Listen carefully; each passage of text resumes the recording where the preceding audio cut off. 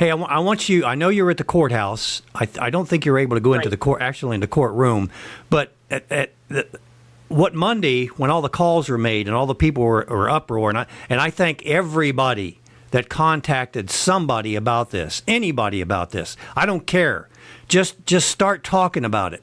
But I appreciate everybody that did that. I know to begin with, based on the jury decision, it looked like the mother was going to have free will to go ahead and make a girl out of this boy. But something happened, something changed, and at the last court hearing, the judge made a decision. What was that decision?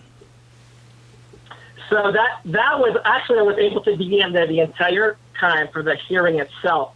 But come Thursday, when she gave her order, we were barred from going in.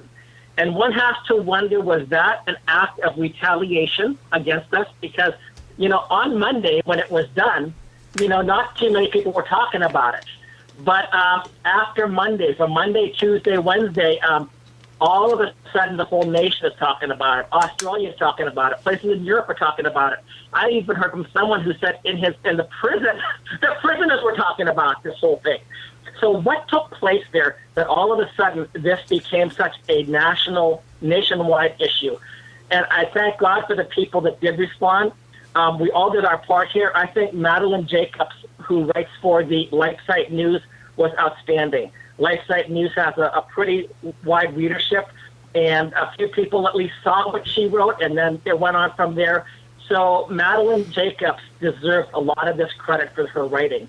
And again, she, even though she was a newspaper reporter, she was a journalist for this online magazine, she was forbidden from going into the courtroom on Thursday. One might make the case that, the mainstream media was allowed in if they had their press credentials. The mainstream media who didn't even care about this whole thing until the very last day. But the people who were there, who took off work, who took off time to be there, to see what was going on, they were forbidden from going in. It almost appeared that, it was vindictive, retaliatory, and we are now going to let these people in who might change the narrative, soften the narrative a little bit. But, how did I'm going to go back to just one moment here. How did the jury come to this decision? What I found is that the attorneys for the mother, and they came from the law firm called Coons Fuller. Coons Fuller says, well, there's two sides to every story. Interesting that when the father tried to contact Coons Fuller, they really were not interested in talking with him. But anyway, they had these two attorneys for the mother. And what they said from the beginning is that this is not an issue about this particular case. It's a parenting issue. Who is the most supportive parenting? Who is the most loving and the most nurturing parent? Who loves unconditionally? And what they tried to say then and argue was that because of the mother who was willing to accept and affirm anything that the boy wanted, she was more loving, and the father who was saying he is not a girl, he is a boy, and that he would not support certain decisions right now, that he was less loving. And then they could also skewer people as well. When you lack an argument, slander becomes your tool to operate. I watch these attorneys as the experts testified, and the experts are testifying. These are the best of the best, and they're telling the expert. They would ask him a yes or a no question, and when the expert tried to explain, they would say objection non-responsive, objection non-responsive. So objection non-responsive is used to keep people from rambling and talking about irrelevant details, but the attorneys use it to create a false narrative and a lie. So, for example, there was even with Mr. Younger, if you go back, there's a very interesting piece about this because Mr. Younger was discharged from the military, and I don't know what all the circumstances were, but they chose to create a narrative that was blatantly false. Ms. Georgelas actually accused me of being homosexual because I was discharged for this from the Army. Well, what happened there is back in my youth, you might say my misspent youth, or let's be nice and say my checkered past, I was a libertarian. I was not a conservative, I was a libertarian. And a cook in the mess hall of the 45th Company at the United States Army Airborne School, which is where I was running the lateral drift trainer, was discharged dishonorably for being gay. Now, dishonorable discharge is worse than a federal felony conviction. Pretty much nothing worse to you can happen in America than getting a dishonorable discharge from the military. It was it's really reserved for cowardice and battle, okay? So I led a protest against that. And the officer court didn't like it and took it out on me, and that's what happened to me in the Army. So I think if you hear these people saying that I'm some kind of anti-gay or anti-trans ideologue, my answer to them has been, have you ever been in jail for gay rights?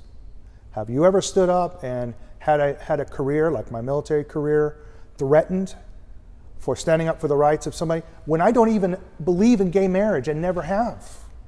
But I do believe in human rights of people and that the government should treat people well. So I don't hide any of this. I put all this out there. I want everybody to know, what that's about. And Miss Georgilis knew all about this. We had long discussions about these things. Her mother was a prominent gay rights activist herself, and we had discussions about this too. So this was no surprise. This was all presented to the court, but the judge still found I misled her despite all the facts I'm telling you right now. And you cannot, when you swear to tell the truth, the whole truth, you cannot really, in good conscience, say, I will tell the whole truth, because the opposing attorney will not let you tell the truth if it does not fit their story. Yeah. Remember, the court is not a place for truth. The court is a place for victory. That's what the attorneys are doing. They're representing their client. They're seeking victory, not truth. Any truth that hurts their client needs to be shut down. And I've watched this again and again and again. So these attorneys were able to somehow portray Mr. Younger as being abusive or angry. And there was also this custody evaluator. And child custody evaluator. We've got to trust him, right? Well, no, absolutely not. He based his report on a report that had been thrown out. He was when you have a child who's maybe having some type of confusion issues. And it's interesting. He was confused only at his mother's house, not at his father's house. But the experts again were saying there's three different approaches to that. You can either stand against it firmly, you can affirm it, like affirm him or her in their actions and help them transition to this socially, or you can just watchfully wait and see. One of the worst things to do was to affirm the action and to allow it to take place socially. So when the mother was dressing the boy as a girl and sending him to school as a girl, even though the school officials knew he was a boy, this is social affirmation. But when you take that course, what it makes more likely is that the child will end up going through the puberty blockers, going through the cross-sex hormones, which he or she will have to take their life, going through the surgical mutilation of the genitalia. And then I'm glad that this one guy brought this out, because in Sweden they actually studied the people who had the transgender surgery. They had a 19 times higher suicide rate than those who did not. Well, wait a minute, Jeff. That's because we're so judgmental. That's not because of the operations. No. We're just judgmental. Go ahead. The interesting thing is that they were saying, well, we have to affirm him lest he become suicidal or have suicidal ideation. But the reality is the people who go through it now, go back to Sweden. Is Sweden an affirming country for almost anything goes? Absolutely. So you have a best case scenario in Sweden in which people, if they're going to go through this surgery, they're going to be welcomed by their peers. They're not going to be judged. They're not going to be so judged. But yet there they found that the suicide rate was 19 times higher among those who had the surgery. And perhaps it was because they later on, as you mentioned, that the cerebral cortex may harden a little bit later for some people. But at that point, if you've already taken a step that's almost irreversible, and you say, what have I done with my life? What have I done? How do you accept yourself? Because when you change supposedly from man to woman or woman to man, and by the way, it's not, they don't change you into like a third or a fourth gender like we try to have going on, 22 different genders or whatever. But they change you either from a man to a woman or a woman to a man externally. Internally, you're still the same. But you pick, it's a very dangerous operation. Generally, or it's a very dangerous. Well, yeah. Their lifespans are statistically shortened by 20 years. And at that point, they are really neither male nor female. They're kind of both. And you probably have read articles where, a man turns into a woman, supposedly, and then says, nobody wants to date me. Well, who wants to date somebody like that? I get it is a psychological issue. And Paul McHugh of the Johns Hopkins Medical Center, was chief clinician, chief psychiatrist, I believe it was there. I think they actually had a transgender clinic there at one time. They shut it down. And what he said is that The issue with the transgender ideology, it's not a biological issue. It is a psychological issue. I agree. Jeff, If it is Jeff, a psychological issue, go ahead. we got to take a quick break. If you want to hang on for another 5 or 10 minutes, you can. But I know you got Hang on as long as you, Okay. as long as you need. Okay, we'll keep you around another 10 minutes. 10 minutes. B.J. Edwards. Thanks for keeping me on track, too. B.J. Edwards. Without Mr. Anderson this morning, last call. When we come back, we're going to continue with Jeff.